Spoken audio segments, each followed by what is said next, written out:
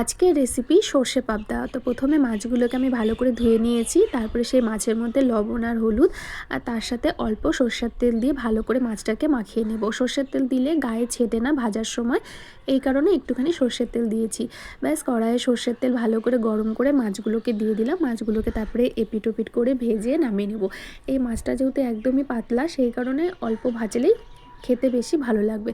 তারপরে ওই তেলের মধ্যে আরও অল্প তেল দিয়ে তাতে কালো জিরে ফোড়ন দিয়ে একটা টমেটো কুচি করে সেটা দিয়ে দিলাম। টমেটো আর তার সাথে চেরা 4-5টা কাঁচা লঙ্কা ভালো করে এবার টমেটোটাকে ভেজে নেব। টমেটোটা একটু যখন গলে আসবে তখন আমি সর্ষে বাটা দিয়ে দেবো। আর আজকে শুধুমাত্রই সর্ষে বাটা দিয়েই করছি, পোস্ত কিন্তু আমি দিইনি।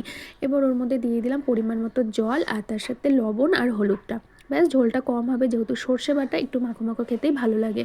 তারপরে দিয়ে দিলাম মাছগুলো দিয়ে এপিট ওপিট নাড়াচাড়া করে উপর থেকে একটুখানি ধনেপাতা আর কাঁচা সর্ষের তেল দিয়ে ব্যাস নামিয়ে নিলেই রেডি সর্ষে পাবদা। কেমন লাগলো রেসিপিটা অবশ্যই জানিও। ভালো লাগলে একটা লাইক করো, কমেন্টস করো।